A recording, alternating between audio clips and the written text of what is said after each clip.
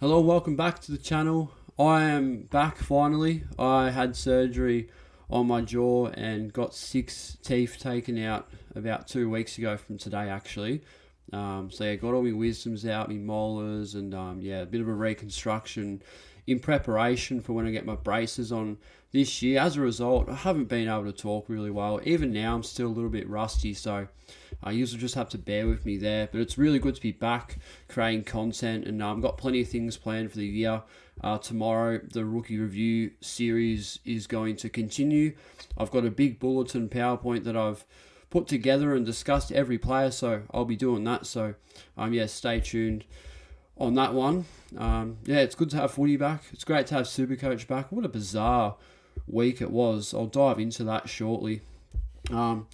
Make sure you chuck a sub to the channel. It really helps me out. Look, it costs you nothing, and just trying to build the channel as best I possibly can. Obviously I've been missing in action for a little bit. I did feature on the draft not long after I got my teeth taken out that I did before the other Unreal content creators, which was really nice. Speaking of which, Steve, you just bloody pinched me, which is well, we'll come back. I had Fife at F6, and that's another story for those who picked him far out. Thank goodness I avoided that sort of carnage. How much carnage was there this week? It was unbelievable. That's a bit of a negative. A positive is, I went to the footy yesterday, and the Bombers got the win. And it's good waking up on a Monday morning and seeing them on top of the ladder. Fuck, that's not going to last, is it? They're probably going to get knocked out. But it was what a rabble bloody week this has been. I mean, look at that score, like 1,997. You think that would be some sort of a rookie score for somebody that's just opened the team picker and click the randomizer button, but there was some absolute stinkers. Before I dive into it, I do need to give a couple of cheeky shout outs. First of all, goes to this absolute larrikin that spotted me at Parliament Station when I was on the tram. He goes, "Oh, g'day Spills, how you going?" It was so random. I spoke to him for about, 10, 15 seconds, like real briefly, like, "How's your team going?" "Oh yeah, plenty of carnage and all that, just come from the game," all that sort of stuff. And shout out to that bloke, whoever you are. Hope your team's going well, and cheers for the shout out. It's not very often you get recognised out in public. I think it's happened to me probably like 5 or 6 times, 4 of which have been in my hometown, which is just unbelievable. And the second shout out goes to my boy Steve. So SDS SuperCoach, if you don't know him, make sure you give him a sub. He's doing some really good things on his platform. But we caught up. He's a mad Hawthorn supporter, so commiserations to him. He's still dealing with the victory, so he sort of drowned his sorrows a little bit, and I don't blame him. It was a tough day for the Hawks and a tough day for SuperCoach. But it was really good catching up with you, Steve, and hope you're going really well. It's good to make a new mate in the SuperCoach community, and we dabbled in a few cheeky frothies at a couple of bars in the CBD of Melbourne, and I can't stress how bloody costly it was. They've done me dirty. They've done us both dirty at these 2 bars. Can't remember what they were. We got 2 pints of draft for $30.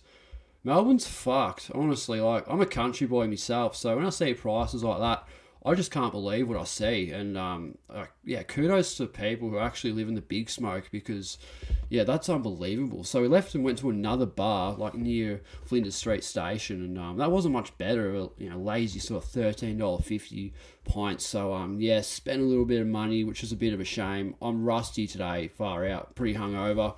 Work was an absolute drag. Got through it okay, and we'll get this round 1 review happening. So we'll dive into the team and have a look at the bloody carnage that we're facing in round 2. What do we do? I mean, there are so many fish to fry. So many things went wrong, but compared to other teams, commiserations to you, George. I saw the sea on lead. So unfortunate. You think of Stewart, those owners, other players that I avoided, and I got very lucky. So, we'll start off in defence as always. So, Docky was quite superb. Not sure. He's usually got such a great average against Richmond, but I'm lucky I avoided that VC. I wouldn't have taken it, and probably would have got hurt pretty bad. But, as you can see there, I would have got the extra couple of points, so it doesn't really matter in the end.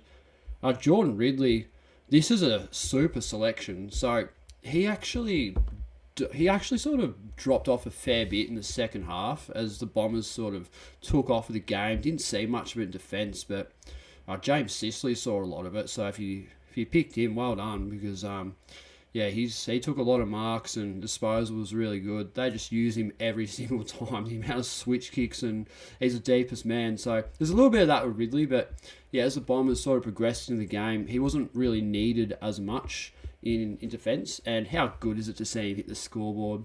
For those of you who don't know, Riddles is legit my favourite player at the Bombers. I've got his number 14 on the back, so I was really quite stoked to see that. And it was a great day for the Dons. I don't know if we can continue that form. I think Hawthorn going to struggle this year, but it was great to see the Bombers and Ridley get up for a really nice score. So I'm taking that every day of the week. Liam Jones, oh my god, 5, fucking hell, that's shocking, isn't it? What do you do with him? I think I'm going to hold, because look at the Freo back 6, or the back 3 in particular, in Cox and Young, and then how good was Ryan. So, I mean, the defenders benefited a fair bit. And I think St Kilda, they're playing a real defensive game too. I think it will get used a lot for opposition defenders. So, a part of me wants to hold Jones, and he's highly owned, so it didn't really hurt me teams as much, but it's still unsettling to see 5, and his cash gen's going to be absolutely in a shambolic state for the next few weeks, which is a bit of a shame, but hopefully he can find some form. And what we saw in the practice matches was really promising, so hopefully he can find some form, but that's not a good start. But they're a bigger fish to fry for myself. I'm not too worried about that. Jimby, unbelievable. What a rookie he's going to be for us. Highly owned. Don't need to go into him too much. McKenna was a last sort of trade-in. My team has changed, by the way. And, while I'm talking about that, a massive thank you to DR for doing my team reveal. What an absolute legend that bloke is. We're really lucky to have someone like that in the SuperCoach community.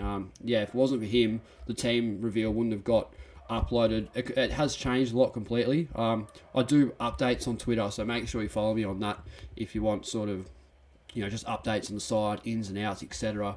But DR, really good stuff for doing that. I did a great job too, so I really do appreciate that. We'll get to a few games together, and it should be good. I think he's gonna need a shot like George as well this week, though. I am aware of a couple of dicey selections the poor buggers picked, but that's another story. McKenna was a last minute trade in, and really happy I went down that route, because defender rookies are going to bleed a fair bit, hence why I sort of stepped away from the loophole. Cowan scared me away from it, so it didn't eventuate, and I'm really glad it didn't, because that would have hurt me a lot.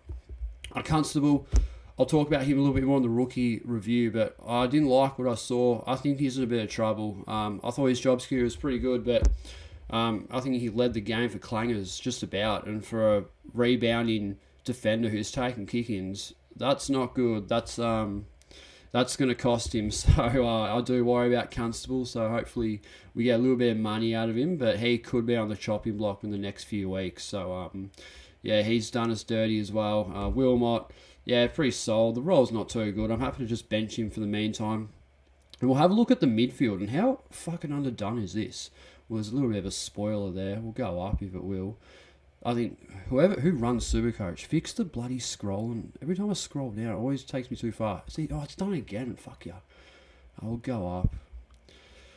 Oh my god, who's in charge of it? Every single time I try and get into my midfield and scroll, it's not letting me. Here we go. That is just so glitchy. I'm not even touching the computer. This is unbelievable.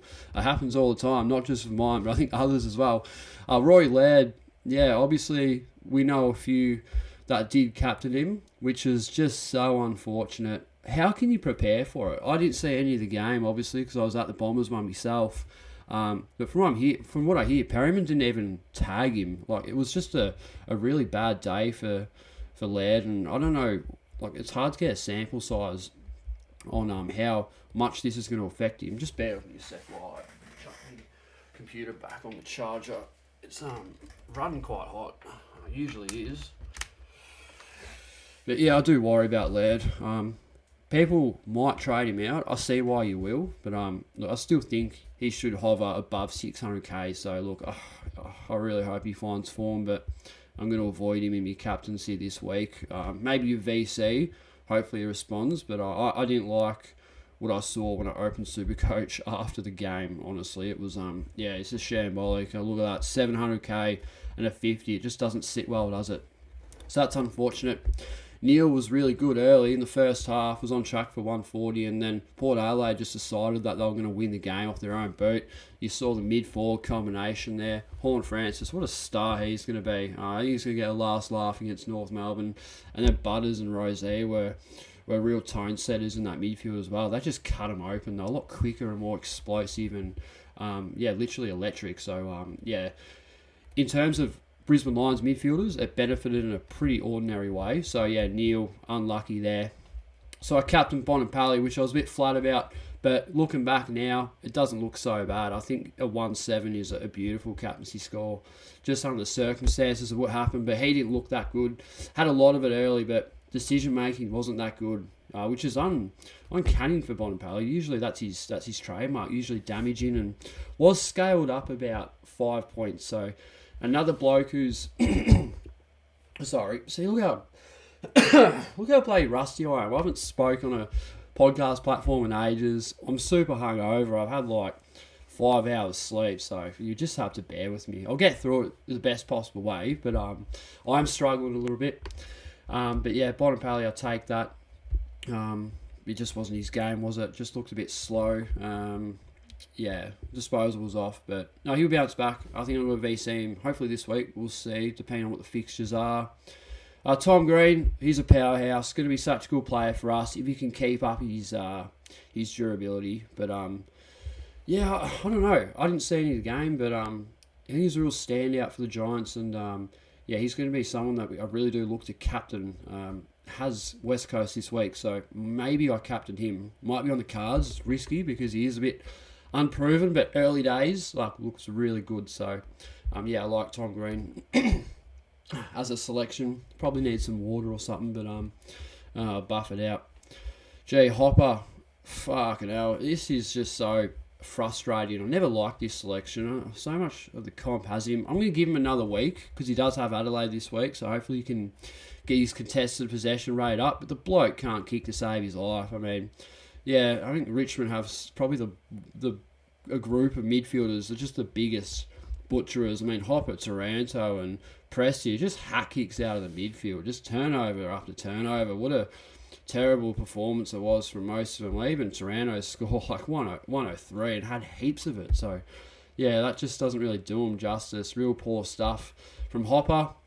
I want to get rid of him this week, but I will hold because I think it's probably a smarter idea. But I think I will get rid of Bruin this week. But we'll talk about that later on, just because he's a bit more of a pod. But I like the anti-pod idea with Hopper. I'm more than happy to get rid of him and go against the Tide because I don't think he's going to work out. I know it's only round 1, but we saw in both the practice matches, just didn't look anywhere near it. So I'm not happy with that. Will Ashcroft just got thrown under the bus. I think he struggled a lot against the big body midfielders. I'm not quite sure. I think Brisbane are just sort of... they're backing him in, which is great to see. He's a talented young man, and his numbers are just spectacular. But, I think he definitely struggled his first game, and hopefully he can respond. It should be a pretty ordinary score because he did kick a goal, and it was a good one. So, we got some points for that. But, it's not what you want to see. But, I mean, the blokes in bloody 75% of teams don't really worry too much. Cam McKenzie, this is a good pick. So, he reminds me of a right-footed Zach Merritt, and that sums him up to a T. He's going to be a star, so Hawks got a good one there. I'm looking forward to fielding him. And the bench is just whatever. Baker, Chester's a bit of an issue. Should have gone Chandler over him, but you'll learn next time. And Davey, how bloody good was that? Nearly kicked one of the goals of the year already. Just missed it. Far out. That was a bit flat. I'd see that, but and later on to get a set shot really similar to Tippers, which was also unbelievable. Zach's like that can make a grown man cry. So it's good to have another Davey playing for the Bombers, and he's going to be a real nice spectacle for us. And I think with Davey and Tipper, if they can get some good form this year, I think the Bombers will win a fair few games, just because they seem to really feed off the confidence of especially Tipper. But then for another one, Davey, real small forward type players. yeah, it's really handy. And speaking of small forwards, I like Menzies as well. I think we've got a bright future. So, yeah, love the way Davey goes about it. Real good player, but I won't be fielding him anytime soon because he's probably capable of some absolute stinkers. Darcy and Rowan stole points off each other. Didn't see any of the game either. I'm a bit flat about that when you got Wits and English and who else was it that sort of turned up. But yeah, this is not good. I'm a bit flat about it. I know Marshall's highly owned, but Darcy, I really want him to respond.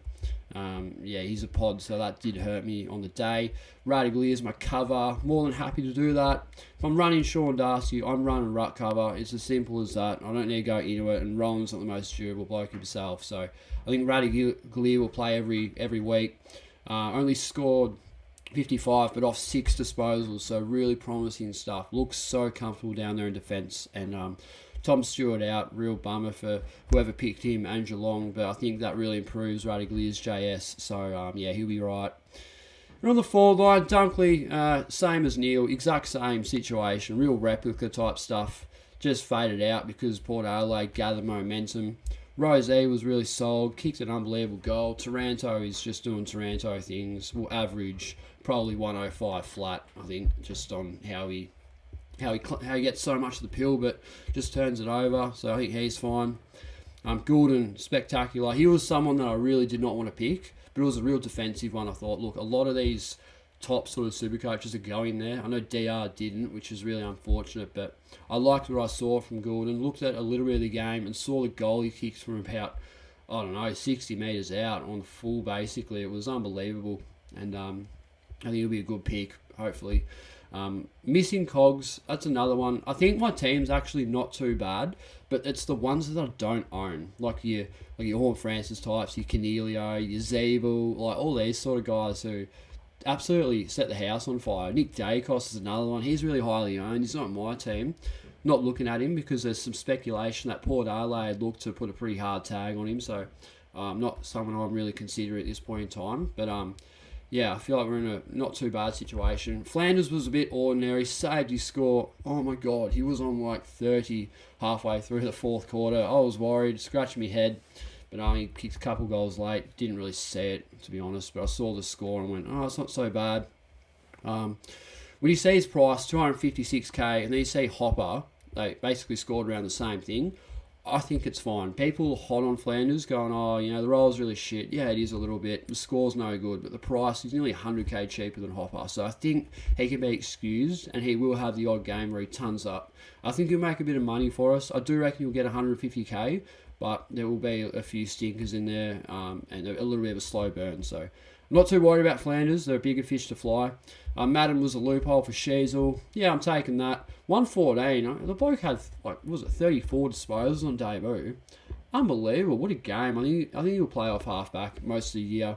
Real Dacos type vibes from last year and even this year. So I love what I saw. And I think he was a bit stiff on 114.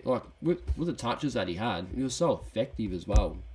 You'd think that Supercoach would give him a 130, but look, if you don't have Sheasel, you got to get him in. I really do think you got to prioritise that this week. But I think I'm all right for now. So these are going to be my trades for round 2. So we're going to get rid of Bruin because, well, he's a pod and the role's terrible. The time on ground is absolutely putrid. Parfitt is stuffing with his role. I was tearing my hair on Friday night. I was gutted watching this bloke. I felt like I picked a nice pod. I loved his defensive pressure against the Lions. I think he can back it up, but he is a pod and he's someone that I'm really not willing to take my chances with. Hopper's a bit different because he is highly owned, so it's not going to hurt me too much.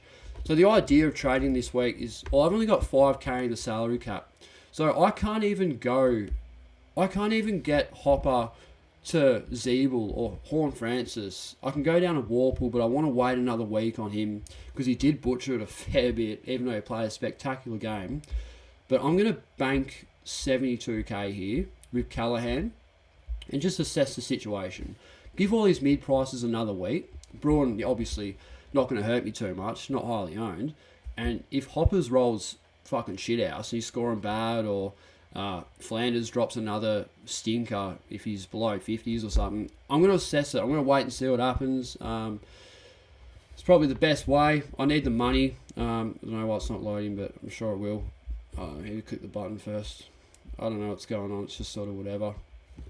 But I got off pretty lightly this week. It could have gone a lot worse. But yeah, I'll keep you updated on Twitter. Again, give us a follow on Twitter. I'm going pretty not huge on Twitter. I've got a few followers now, which is really good. So shout out to people that get around that. But that's where all the updates are. I post a lot of stuff on Twitter, just on the team and what I'm going to be doing. So, but yeah, this will be the side for this week. I'll post me captain VC or whatever on TikTok. I've just got TikTok. I do just real random sort of short videos. So that's a good way to get some views. Good publicity for the channel. So give us a follow on that. Just the same as my Insta, Spillis SuperCoach or whatever it is. So that'd mean a lot to me if you guys got around that.